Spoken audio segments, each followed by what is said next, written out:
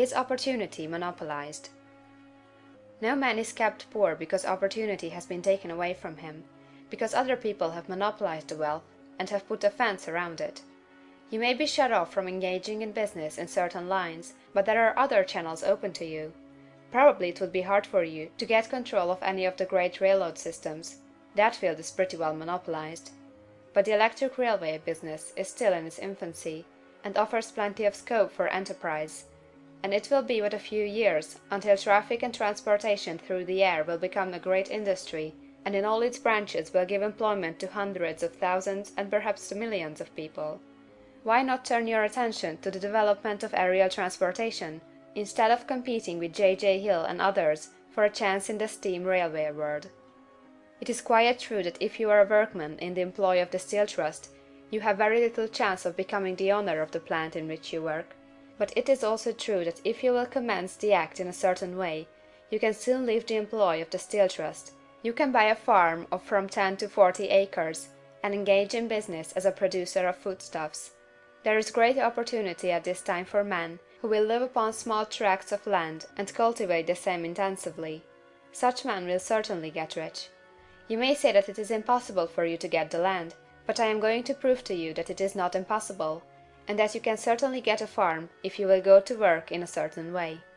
At different periods the tide of opportunity sets in different directions, according to the needs of the whole, and the particular state of social evolution which has been reached. At present, in America, it is setting toward agriculture and the allied industries and professions. Today, opportunity is open before the factory worker in his line. It is open before the businessman who supplies the farmer more than before the one who supplies the factory worker, and before the professional man who waits upon the farmer more than before the one who serves the working class. There is abundance of opportunity for the man who will go with the tide, instead of trying to swim against it. So the factory workers, either as individuals or as a class, are not deprived of opportunity. The workers are not being kept down by their masters. They are not being ground by the trusts and combinations of capital. As a class, they are where they are because they do not do things in a certain way.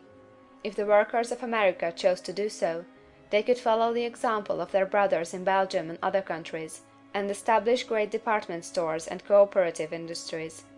They could elect men of their own class to office, and pass laws favoring the development of such cooperative industries, and in a few years they could take peaceable possession of the industrial field. The working class may become the master class whenever they will begin to do things in a certain way. The law of wealth is the same for them as it is for all others. This they must learn, and they will remain where they are as long as they continue to do as they do.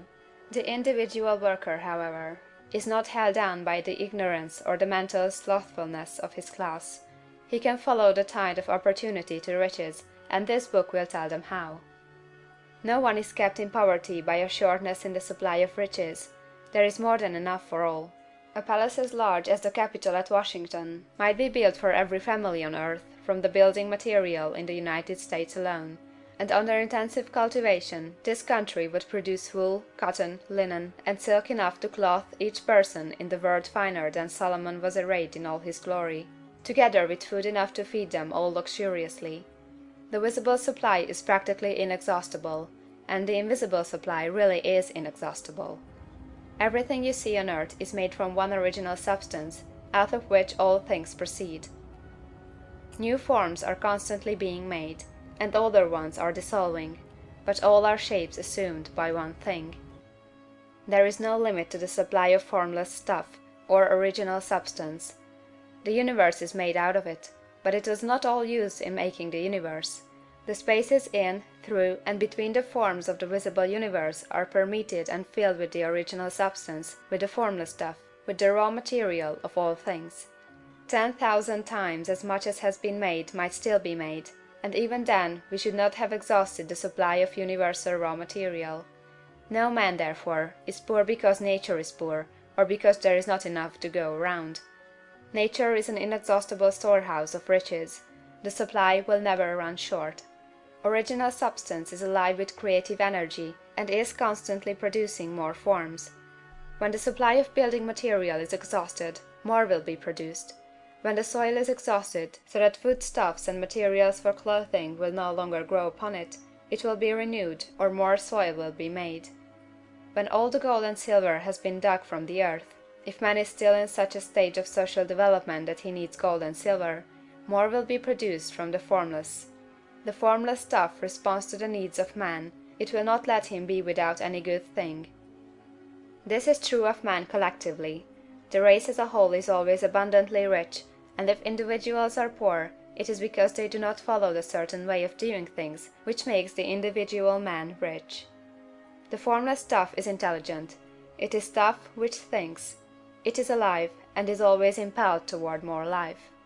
It is the natural and inherent impulse of life to seek to live more. It is the nature of intelligence to enlarge itself, and of consciousness to seek to extend its boundaries and find fuller expression. The universe of forms has been made by formless living substance, throwing itself into form in order to express itself more fully. The universe is a great living presence, always moving inherently toward more life and fuller functioning. Nature is formed for the advancement of life. Its impelling motive is the increase of life. For this cause, everything which can possibly minister to life is bountifully provided. There can be no lack unless God is to contradict himself and nullify his own works. You are not kept poor by lack in the supply of riches.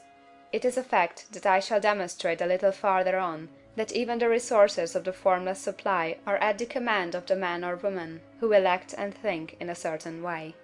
The first principle in the science of getting rich. Thought is the only power which can produce tangible riches from the formless substance. The stuff from which all things are made is a substance which thinks, and the thought of form in this substance produces the form. Original substance moves according to its thoughts. Every form and process you see in nature is the visible expression of a thought in original substance.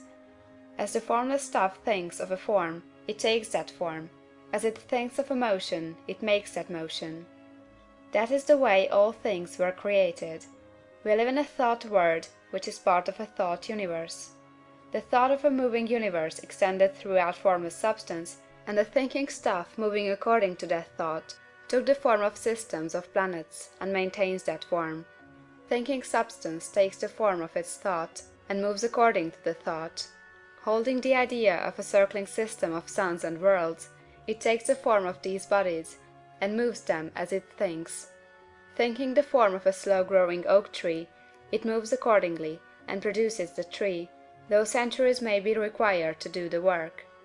In creating, the formless seems to move according to the lines of motion it has established. The thought of an oak tree does not cause the instant formation of a full-grown tree, but it does start in motion the forces which will produce the tree along established lines of growth. Every thought of form, held in thinking substance, causes the creation of the form, but always, or at least generally, along lines of growth and action already established. The thought of a house of a certain construction, if it were impressed upon formless substance, might not cause the instant formation of the house, but it would cause the turning of creative energies already working in trade and commerce into such channels as to result in the speedy building of the house. And if there were no existing channels through which the creative energy could work, then the house would be formed directly from primal substance, without waiting for the slow processes of the organic and inorganic world.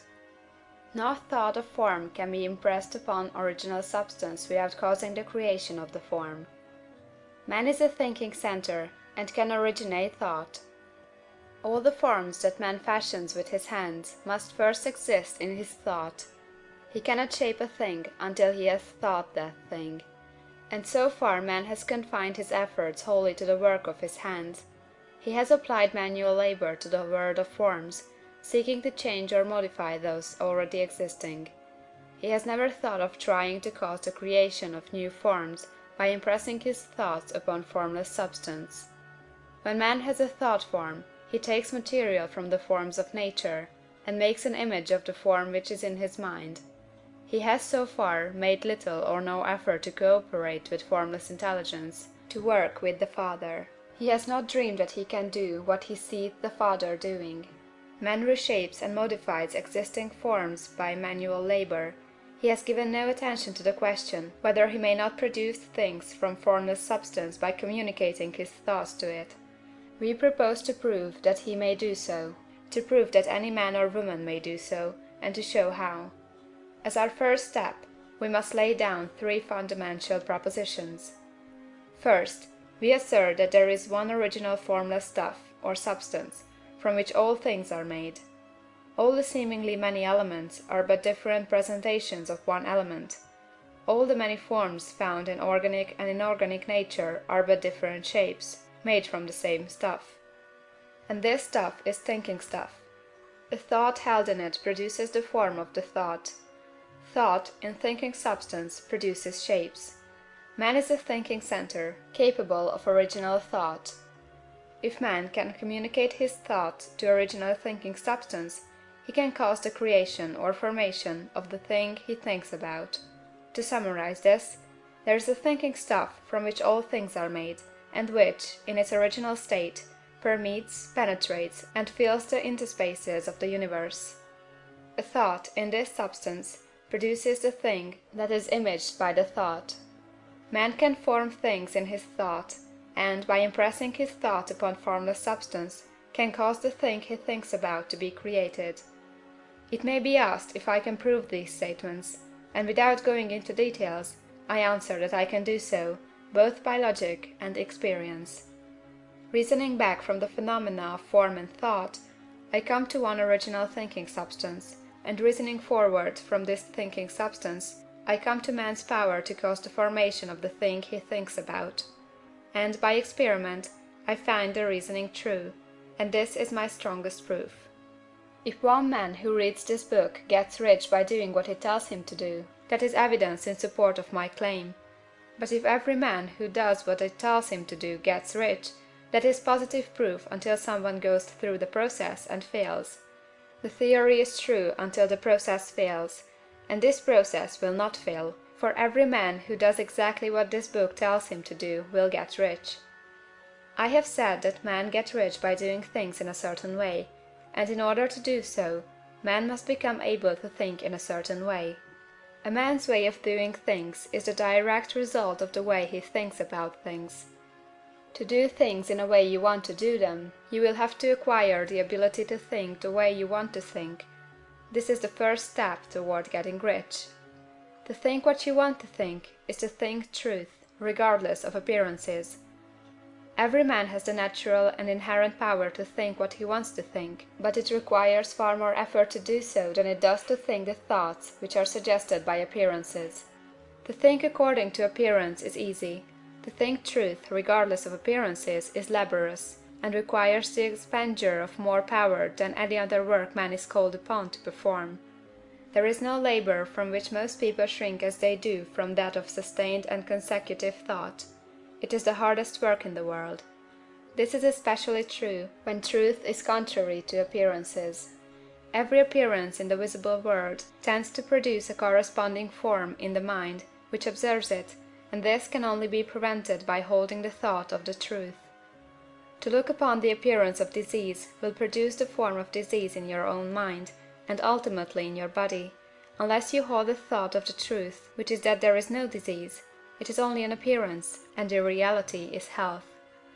To look upon the appearances of poverty will produce corresponding forms in your own mind, unless you hold to the truth that there is no poverty, there is only abundance. To think health when surrounded by the appearances of disease, or to think riches when in the midst of appearances of poverty, requires power. But he who acquires this power becomes a master mind. He can conquer fate, he can have what he wants. This power can only be acquired by getting hold of the basic fact which is behind all appearances, and that fact is that there is one thinking substance from which and by which all things are made. Then we must grasp the truth that every thought held in this substance becomes a form, and that man can so impress his thoughts upon it as to cause them to take form and become visible things. When we realize this, we lose all doubt and fear, for we know that we can create we want to create, we can get what we want to have, and can become what we want to be. As a first step toward getting rich, you must believe the three fundamental statements given previously in this chapter, and in order to emphasize them, I repeat them here. There is a thinking stuff from which all things are made, and which, in its original state, permeates, penetrates, and fills the interspaces of the universe. The thought, in this substance, produces the thing that is imaged by the thought. Man can form things in his thought, and, by impressing his thought upon formless substance, can cause the thing he thinks about to be created. You must lay aside all other concepts of the universe than this monistic one, and you must dwell upon this until it is fixed in your mind, and has become your habitual thought. Read these creed statements over and over again, fix every word upon your memory, and meditate upon them until you firmly believe what they say. If a doubt comes to you, cast it aside as a sin. Do not listen to arguments against this idea. Do not go to churches or lectures where a contrary concept of things is taught or preached. Do not read magazines or books which teach a different idea.